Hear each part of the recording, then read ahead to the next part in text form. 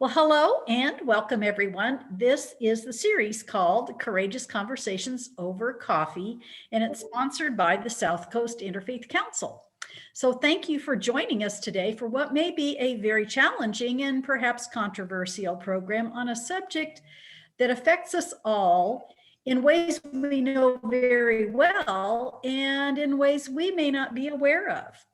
My name is Marietta Fong. I'm a member of the board of the council, and I belong to Rolling Hills United Methodist Church here in the South Bay area of Los Angeles.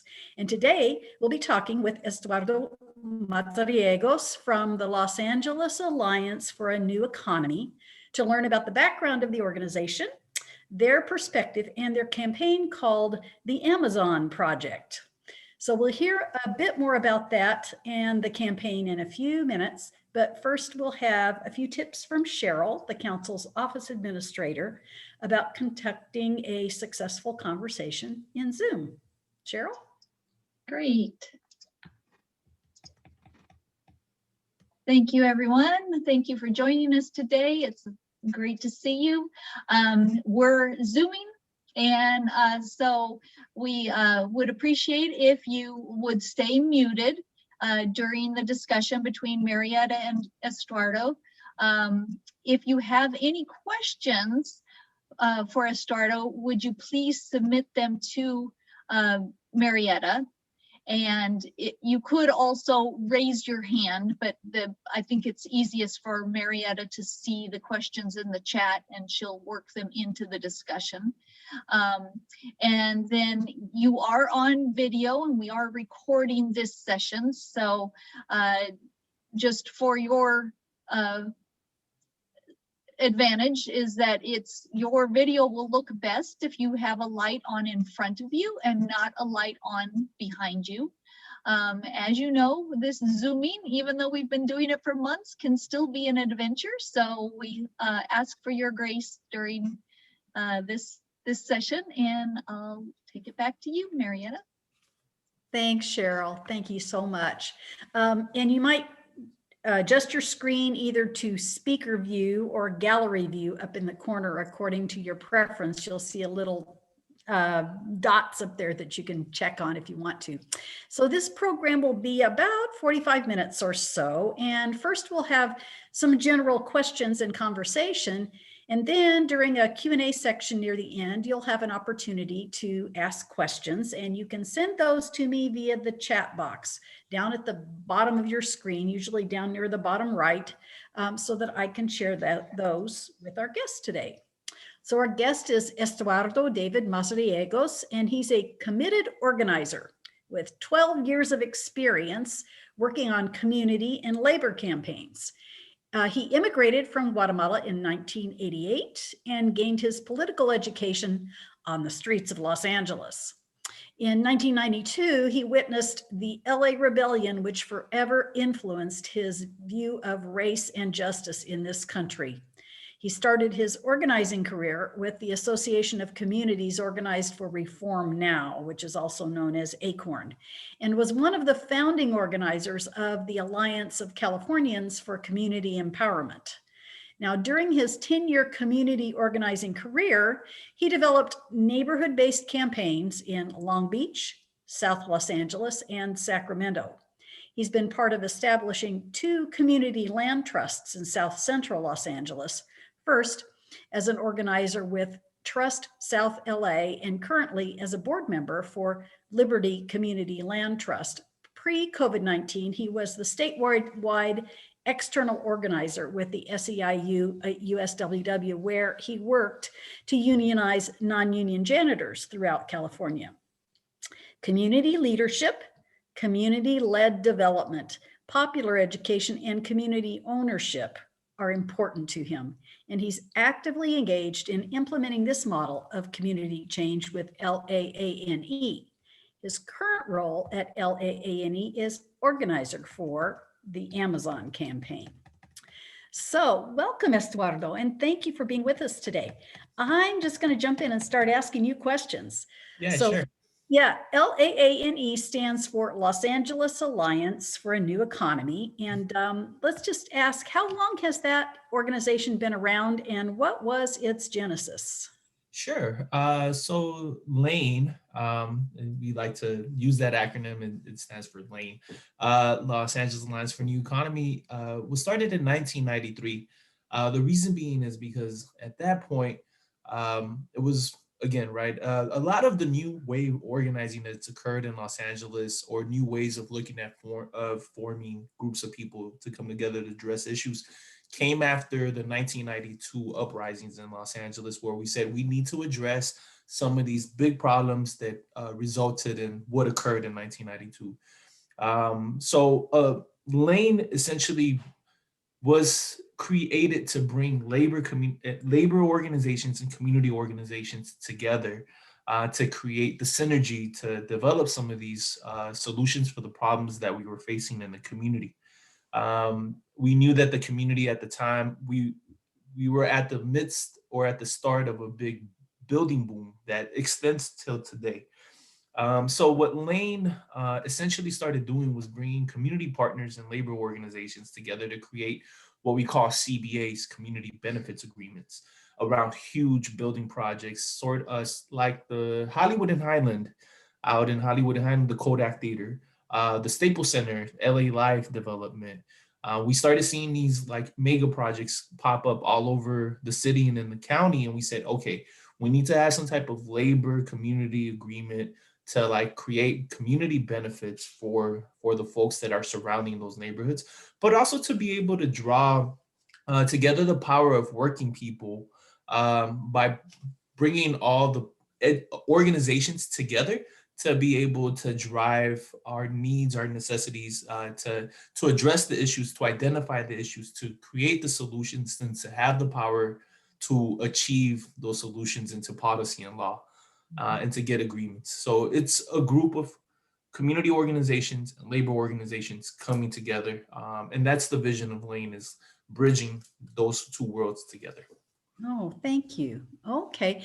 So there's something called the Amazon campaign, and there's also a group called Athena. Mhm. So who's involved in the Amazon campaign and when and how did that get started? Sure. So the Amazon campaign here in the LA County region, we started looking at it together in 2017. It was initiated originally out of the LA Fed. Amazon is a threat to union shops. When I mean union shops, I mean the US Postal Service, UPS. These are middle class jobs in the package delivery industry. You could get a job at the post office and be able to, in some places afford a house and bring food to the table and pay the rent. You're there long enough, you could retire. Same thing with UPS, their union jobs. So what Amazon is doing, it's cutting into that. So the LA Fed, and when I say the LA Fed, it's the LA Federation of Labor. So it's the conglomeration of all the different unions throughout the region that come together to feed into one place, the LA Federation of Labor. Started seeing that it was cutting into the union shops, union business, and saying, hey, this is bringing down the standard for the workers in those industries, and we need to do something about it, right? So after that, they started reaching out to different community organizations. They thought about LAANE, like, hey, LAANE is a good place to start to have these conversations with multiple community organizations. So LAANE came on board. Then Warehouse Workers Resource Center, which is a community-based organization. It's like a worker center out in the Inland Empire, said, hey, out here in the Inland Empire, Amazon's taking over all the warehousing. They're becoming the big player in the region. And most people are working for Amazon in an empire. If you work in warehousing, you're highly likely working at an Amazon warehousing right now. So the Teamsters jumped on to that because Teamsters represent a lot of truck drivers and drivers, et cetera, in that package industry, that logistics industry, right? So it's part of their direct interest. But now where we're at is, we're 3 years later. I got hired last year, and they say, hey, we need more strength and more know-how of how to engage community organizations. And I've been reaching out to different groups of folks like Clue and your group here today, the Peoples of the world, been the arcs of the world, all kinds of interfaith and community-based organizations to educate people about what Amazon is doing. And to answer the question around what Athena is. So Athena is a national coalition of groups across the country that are thinking about Amazon in their own regions and how it's impacting workers in their regions, but also the communities in their regions. Because we know that Amazon, yes, has bad working conditions within their warehouses, within their facilities, where they, really treat their workers as machines and don't give them enough time to take a break, to take care of themselves. But also in the communities that these facilities are in, don't engage any of the community members in terms of like, what is the impact in the community? And like, how can we mitigate those impacts and make sure that we bring enough resources to offset the negative that we bring into the neighborhood. So it's a clearinghouse, I would say. It's a coalition, and where we share knowledge about everything that we're doing. Like here regionally, I always report back like the things that we're working on. I'll probably have a report back about this conversation with these folks and say, hey, I had this like community, courageous conversation. It might be a good model to engage other community groups across the country, right? So as I go and develop these campaigns, and we develop these campaigns jointly, we feed back into Athena and we say, this worked, this didn't work. So we all are, we're like, replicating the things that work and phasing out the things that don't work. Okay, is Athena connected to the ILSR, which is the Institute for Local Self-Reliance? Was that part of how it was started and had some of its roots, or is that just a happenstance? I think it's a happenstance. I think not too clearly in the know-how how Athena exactly enacted its like the inception of Athena. Where I slipped into Athena was 7 months ago when I was like, okay, I'm here, and I started understanding it from that point. Okay, good. So you mentioned groups in the community that are affected by the existence and the long-term strategies of Amazon. You talked a little bit about labor, about the difference between the jobs at Amazon versus the jobs in a union shop, et cetera. Are there other groups that are affected in the community that you could tell us about and describe briefly how each of those groups is affected? Yeah, sure. So there's Amazon is really everywhere right now. We are currently through this meeting are actually using an Amazon platform. Zoom is actually ran on Amazon Web Services, which is an interesting thing because you can't have the internet without Amazon right now. So Amazon interacts with almost every intersection in our society. So I would start off by saying one of the biggest impacts, the first victim of Amazon as a highlight, and it's an example of their business model, which is the bookstores, right? And remember Barnes and Nobles, Borders of the world, even the smaller bookstores, the independent bookstores, our neighborhood bookstores that used to be everywhere, right? Every neighborhood used to have a bookstore back in the day. Amazon started its business by saying, we're going to undercut the bookstore business. We're going to undercut by selling books at a cheaper rate. It doesn't matter if we lose money in the front end. At the back end, their goal was to dominate the book industry, the book selling industry, right? So which they have. They've chased a lot of these folks out of the business. The big stores, including the small mom and pop shops, right? So we're talking about hurting small businesses to start with by undercutting the pricing and by taking over the customers. And of course, a consumer is going to say, that's a cheaper book. That's something I could get for cheaper there. I'm going to get it there.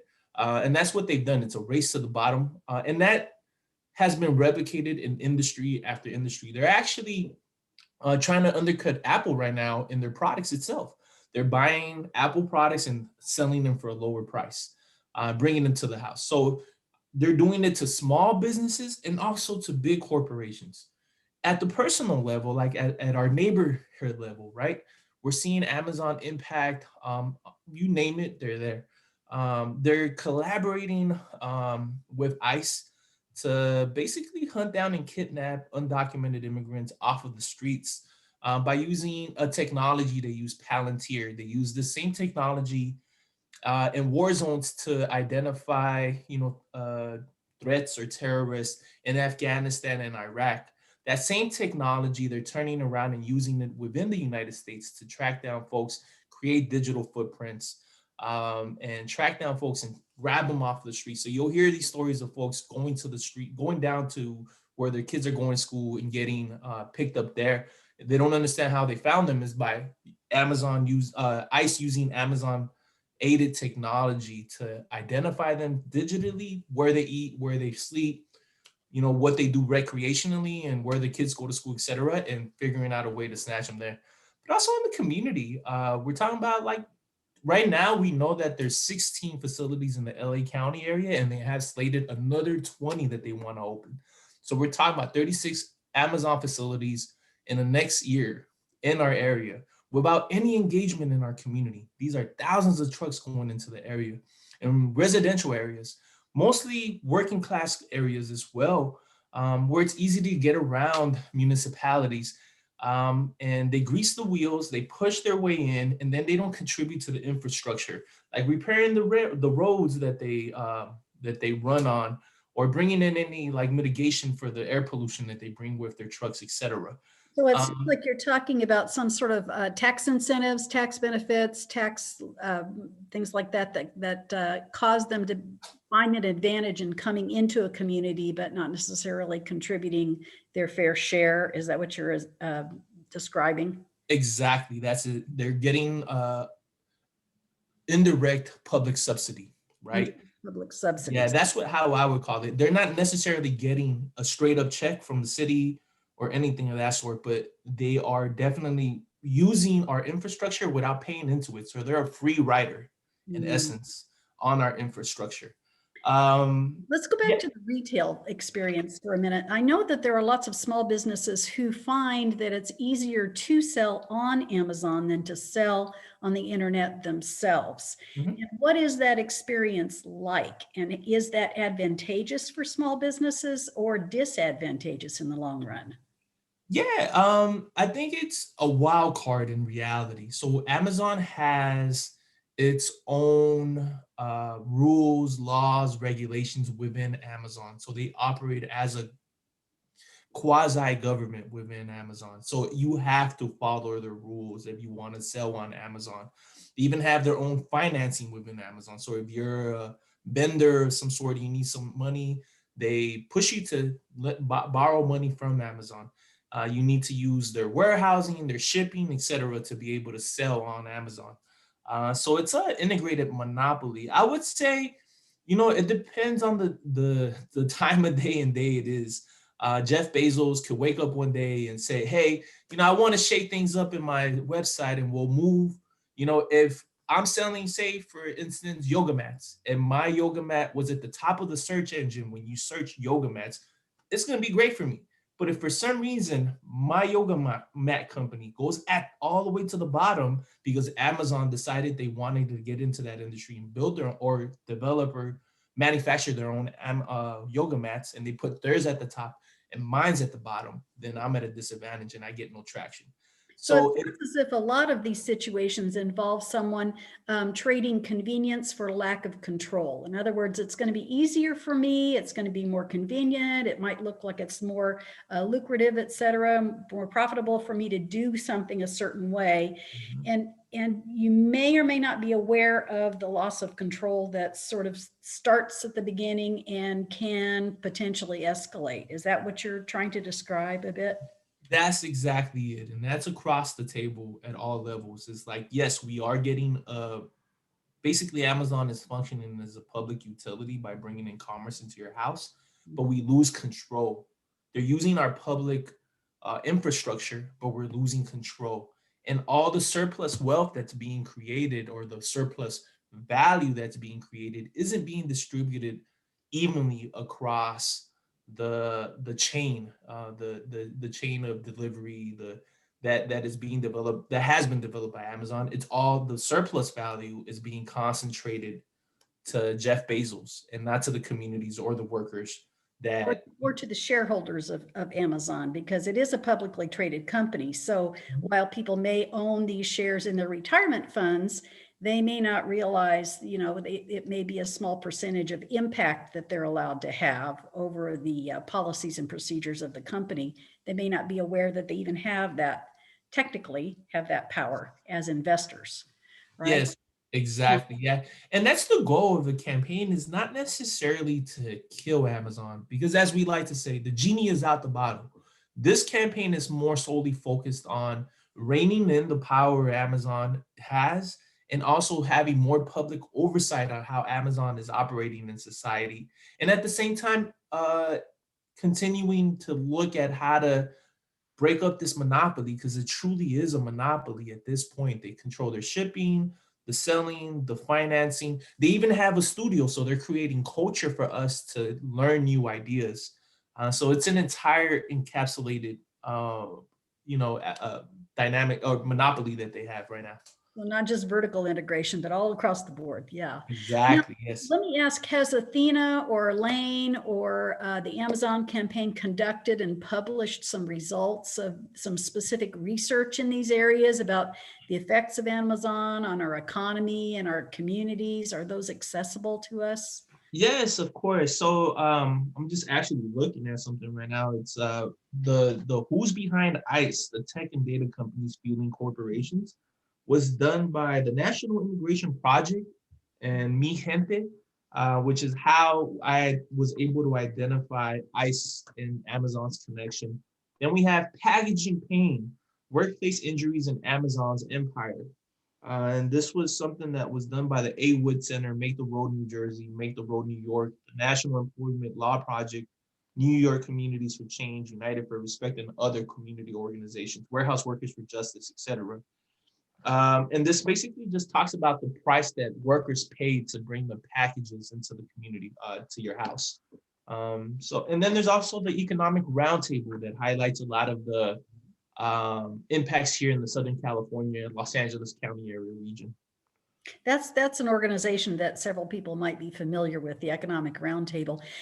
Do you think, is it possible for you to put some links to some of these things in the chat box that people could take a look and access it? Is that something? I could definitely do that, but I would probably prefer to send them to you email. Then if you could send them via email to everybody that's attended, is that a I think possibility? we could do that, sure. Oh, okay, great.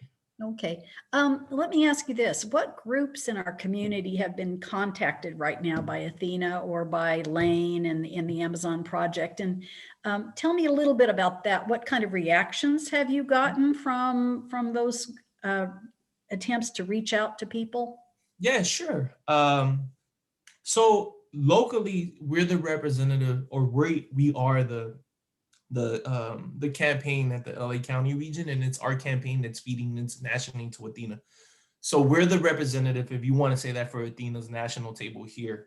But we're like building a grassroots, community-led, worker-led movement here, and commerce-led movement, small business-led movement here in the region to hold Amazon accountable for how they're interacting in the region. But the partners that we have so far is LAANE, right? PWF, Partnership for Working Families, the Warehouse Worker Resource Center, the International Brotherhood of Teamsters Local 396, the LA Fed.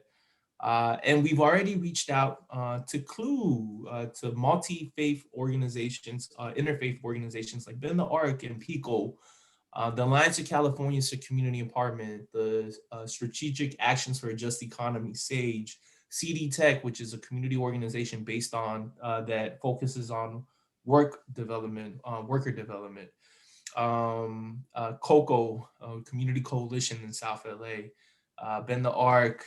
We've also reached out to other Courage Campaign at the statewide level, and UFCW, because now UFCW represents grocery store workers, and Amazon is actually trying to break into that by opening up their own grocery stores, and also they own Whole Foods. And we keep reaching out to more and more people. The response that we've been getting so far has been that folks see Amazon as a threat and understand to some degree that it is something that we need to be able to tackle collectively, because not one organization, not one set of people is going to have enough power to counter Amazon's collective power right now. So what we need is a broad group, a broad coalition of people coming together to be able to tackle Amazon. Usually what I do, my song and dance, as I like to call it, is I do a presentation, a PowerPoint presentation that goes through exactly what Amazon is doing in different functions, just I guess as an icebreaker. And people start seeing, and they open up their eyes and seeing the connections that we have with Amazon, and the threat to democracy, the threat to immigrant communities, the threat to small businesses, the threat to workers, the threat to environment, etc. And folks are like getting excited to a certain degree, knowing that there is a formation coming together to hold Amazon accountable, rein them in, and have more public control over this public utility. Okay, well, we're starting to get a couple of questions in the chat, and we will jump into that in just a minute. I've got one or two more things to ask you first, but I'll ask the participants on the call. If you have some things you'd like to ask specifically, please put those in the chat box right now. Let me ask you, Eduardo, if you've had any resistance from some groups. Have you had anyone who's reacted sort of negatively, and how so, and why would they react negatively? Do you know? Honestly, I've been thoroughly surprised. I've been organizing in a community for 13 years, and most times, yes, you have some naysayers in any campaign that you're working in. But from most of the conversations, I mean, all of them, I haven't had any real pushback or resistance, if you want to say that, or naysayers to say, hey, I don't want to do this campaign. This doesn't make any sense. People are actually seeing how Amazon, yes, is doing an incredible job by bringing commerce into our house, but at the same time, putting workers in danger, seeing the exploitation of the communities and workers, and seeing how one person, one man is benefiting from the surplus value of all of this, Jeff Bezos, who's worth over $200 billion right now, and how he's treating the community and the workers. So most people are fully on board, I would say. Yeah, you mentioned Bezos a couple of times, and I just wonder what percentage of the actual Amazon stock does he own? Just to get the record straight. Yeah, he actually has a high percentage. I don't have the full number in front of me, but I know that he has a huge control of the. He has more so. What's that? Not 100%, Jeff, because there are lots of organizations, lots of retirement funds, lots of personal investors. Exactly. Who knows, it might be in your 401k or IRA account. You better take a look, right? Yeah, exactly. I think that's a really good handle. And that's actually something that we have been investigating and researching right now. So we've currently found out that he's not even spending his own personal money or wealth to develop all these new facilities. He's actually using private equity firms that have a lot of money from public pensions to establish more of his facilities. Mm-hmm. So yes, we are looking into this, and you are totally correct, Marietta, that he is using a lot of public funds from teachers and from state workers, et cetera, and 401ks to further expand his empire. That wasn't my point. My point was that, he's not the only owner of Amazon, but let's move on. Totally. So let me ask you one other question, then we've got some really good things in the chat. Have you reached out to owners of small businesses, and what kind of responses do you get from small business owners? Yeah, actually, that's in the phase that we're in right now. And we want to be able to establish those relationships with small business owners because they are being impacted by Amazon. So we're just talking about it now, right? So I think that, if there's any small business owners here in this conversation with this group of folks, yes, we would want to establish relationships and figure out how to better coordinate and make sure that Amazon is also working for small businesses. So that's on the docket. That's in the works. Okay. Here's some good questions in the chat. Is anything being done to address automation in the warehouse environment? Because that may be taking a great deal of jobs. Is that the case? Do you know? Yes. I mean, automation is something that's occurring across society. Driving will probably be fully automated in the next 30 years. Large swaths of our jobs that we have right now that are held by humans, cleaning, et cetera, it's something that it will be automated in the future. What we're looking at right now is, yes, we want to be able to start having these conversations in the front end. So it's not necessarily just targeted at Amazon. We need to start thinking about our social contract and what it means to be a worker in the future, because there's going to be less work. It's just the bottom line. A lot more things are starting to become more and more automated. You see it when you go to the grocery store, the self-checkout. Soon they'll have self-stocking aisles or robot stocking aisles instead of the workers and the produce, etc. Right? So I think a lot of the ideas that are being thrown out there is just like we need to slow this down, but we also have to start questioning our social contract and start asking questions around like having universal basic income, to making sure that people have a base income to live off of as we start phasing out of being the workers to having the robots out there.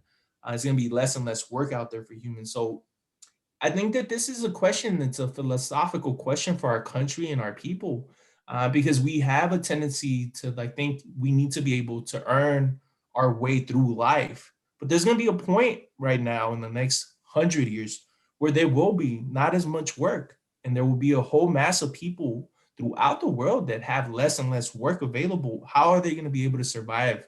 How are they going to be able to pay for rent? How are they going to be able to pay for food if there is no wage work anymore? So Well, this that's means a pretty big, complex question. Has to do a lot with training and the types of jobs that are available and how the economy is structured. It's something that's very complex, I'm sure. Let me ask another question from the chat. Are you interacting with California representatives or U.S. Congress members? And are you helping draft legislation to address some of these issues?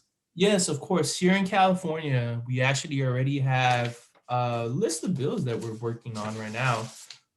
AB 701, which is the warehouse bill. It's an ergonomic bill. It's being drafted by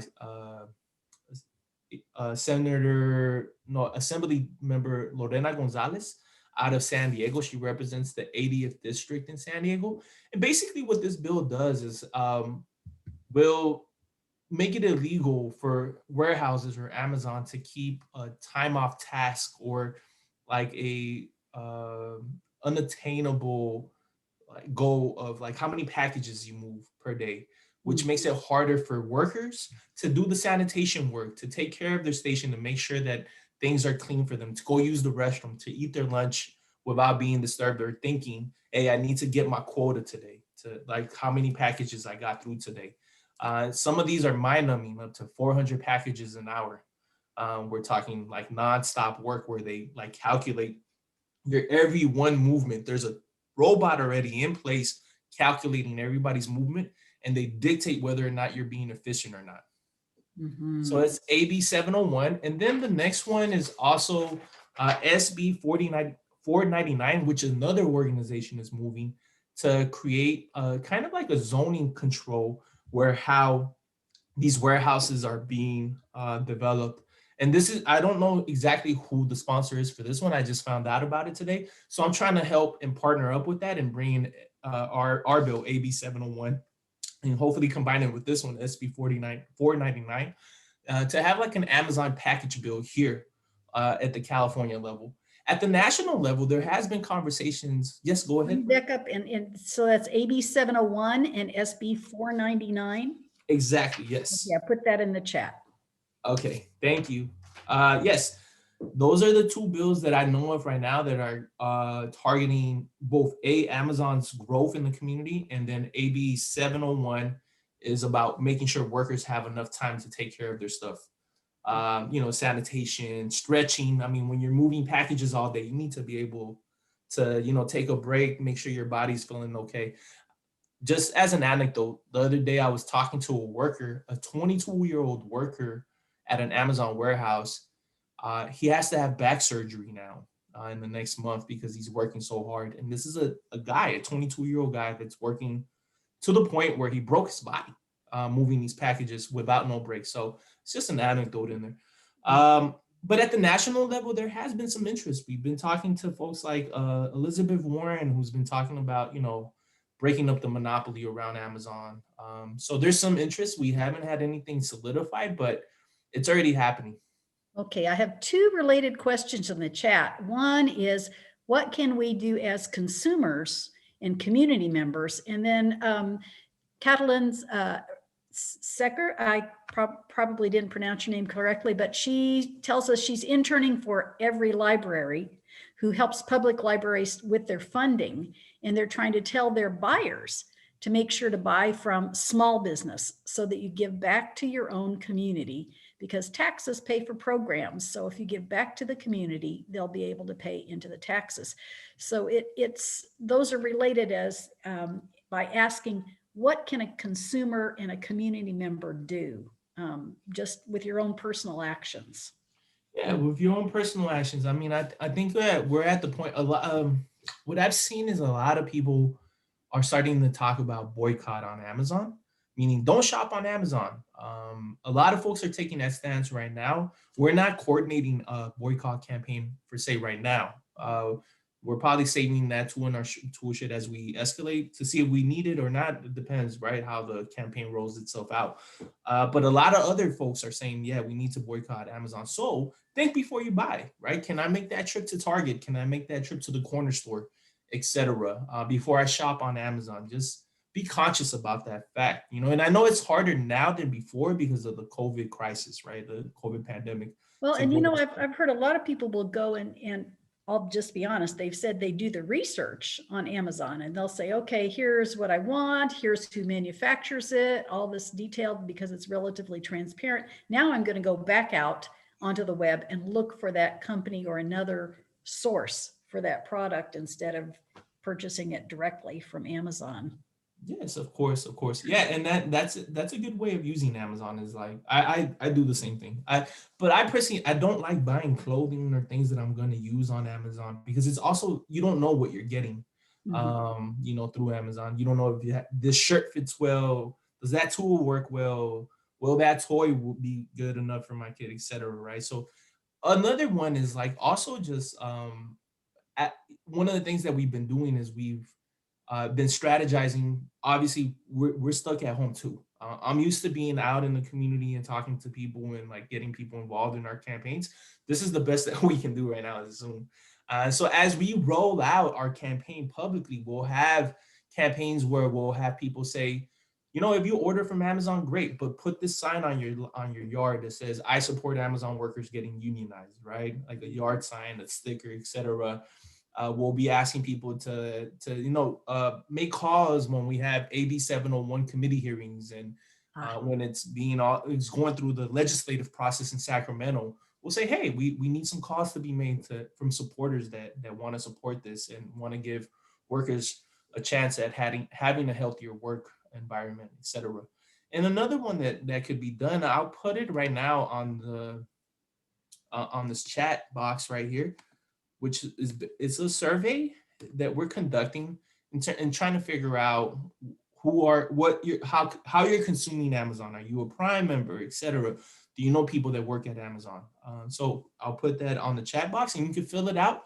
And yeah, it'll help develop also a list of people that we could continually keep in contact with as this campaign develops. So I'm assuming that if you click on this and you go in and you fill out the survey, then you're sharing your contact information so that you could receive more information about this topic. Is that it? Exactly. Yes, that's exactly. So we've had a couple of people who said, I am looking forward to receiving information in an email.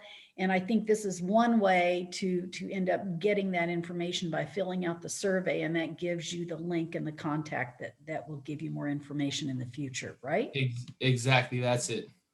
Okay, good. So that answers one of the questions that I had, is if you could provide links to resources where people could learn more or get involved. And this is basically the way to do it. Or you can always go online, right? And Google LAANE, LAANE. Yes. Or Athena project or Athena Amazon campaign, anything like that. It'll bring up the information that gives you the background of some of this, correct? Yeah, exactly. I'll actually I'm looking at it right now. I'll grab the Athena website and I'll paste it down here as well. It's a little harder to find than the LAANE one because there's so many different Athenas, but LAANE is definitely LAANE.org. And that's the Athena one right here. And then I'll also put in LAANE.org. So you go to LAANE.org. It's pretty easy. Okay, good. Well, let me just ask, are there any other questions that anyone wants to just raise their hand if they didn't find a way to type it in chat? Because we've got a couple more minutes to entertain some questions if you do. Sure. Yeah. Well, we really appreciate knowing about this, Eduardo. I know this is something that affects all of us. I mean, in some way or other, we are all affected by this. And as I said at the beginning, some of this we're conscious and aware of. Some of this we may not have known about. Mhm. And so I think this is something we could all stand to learn more about. Yes. I do have another question in the chat, and Mhm. it's sort of related. It's not exactly the Amazon campaign, but it might be a similar issue. It says, what about some of the other bigger companies that have had a detrimental effect on small coffee places or small businesses or small bookshops? Is there more than just Amazon where this is going on? Yeah, of course. Yeah. I mean, the forerunner to Amazon, I think, yes, you're right. It's Starbucks. I think also another example of a forerunner for Amazon of a total dominating corporation would be the Walmarts of the world. So there has been organizing to hold Amazon, to hold Walmart accountable and not let them just come in and destroy big, small businesses, right? So yes, there is tons of organizing happening across the board in every type of industry that you're thinking about. I mean, one of the things that we're hearing about a lot of conversation is the $15 minimum wage, right? That didn't happen out of thin air. It happened because workers in fast food industry were saying, hey, we need a higher minimum wage. We won't be able to survive on the 725. So yes, there's always continually, going to be campaigning around workers' rights Yeah. until the robots completely take over. Wow. Okay, well, I think that's going to take care of our program with our guest today. And I really appreciate the information and the links that you've given us to find out more about this. It's up to all of us to find out what we can, educate ourselves, and get involved as we feel appropriate. Yes, Um, exactly. I don't think Melia was able to join us today, but Cheryl, would you like to share some information about the South Coast Interfaith Council, what we have going on, what we have coming up? And would you like to tell us about it, Cheryl, or would you like for me to tell people what I see on screen? Or Sure, I can talk to it. great. This program is being brought to you by the South Coast Interfaith Council. Every first Friday of the month is our Courageous Conversations, where we have discussions similar to this and cover lots of different topics. Other events that we have coming up, March 21st, we have our 67th annual assembly, which is going to be a great program. March 21st is we're calling this a new awakening because it's happening on the holiday Nowruz, which is a Persian holiday of springtime and rebirth. And so we're going to be celebrating all of that. And we have a fabulous keynote address by Shabnam Maghrabi.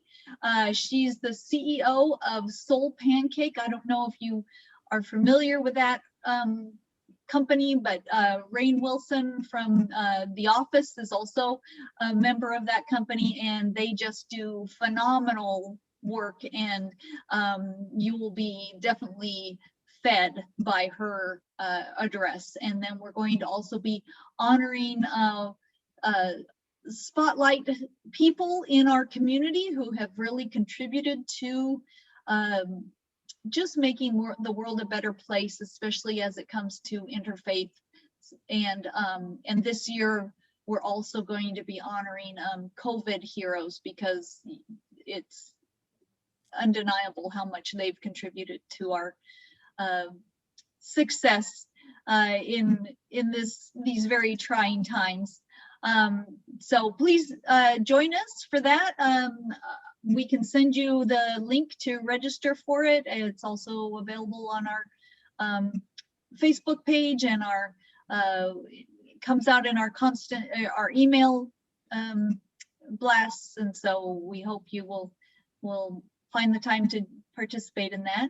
I'm going to jump in and say something about Soul Pancake and Shabnam Moghrabi, because Soul Pancake, if you haven't experienced it, Google it, look it up, and it is just, it's uplifting, it's joyous, it's entertaining, it's just inspiring, and you'll be surprised and you'll be happy that you did. And Shabnam Moghrabi is a wonderful speaker. She is just energetic and inspirational, and you won't be sorry that you tuned in to listen to her. Right. She has a TED Talk, which, that alone, qualifies her as she's been recognized as somebody who they want, a TED Talk from. So she's amazing. So, and then on the fourth Thursday of every month, we also, South Coast Interfaith Council hosts what we call Religion 101.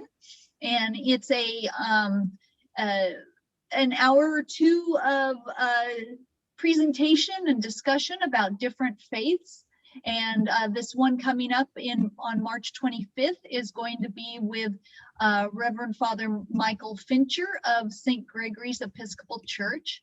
So we'll hear from him, and you'll have an opportunity to ask any questions if you were at all curious about the Episcopal Church.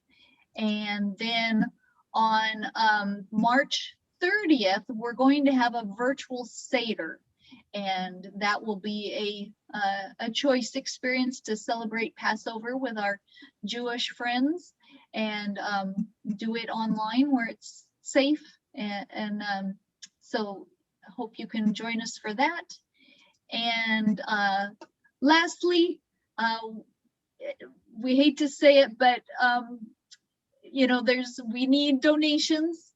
So because it's costs a lot to put on these programs and keep the work going. So if you're at all able to donate, you can go online to donate at our website, southcoastinterfaith.org/donate.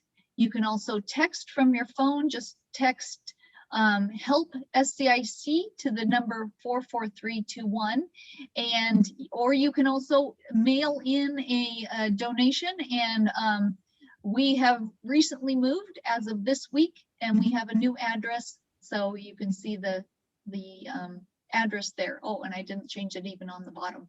So anyways, we'll have to change that slide with our new information. But so those are the programs that we have coming up. Thank you, Cheryl. And it sounds like Estuardo had to take off and get busy and go out and organize the community a little bit more. Okay. We're very grateful that we were able to get this information today. And if people have questions, check out those links that he gave, fill out that survey, and then let us know if there are any ideas, any questions, any suggestions, any feedback that you have for us, because you're part of this too, part of what we're doing. And we really, really appreciate you for being here, for paying attention, and for participating in the conversation. So thank you, everyone, for being part of the conversation today, and just be well and stay in touch.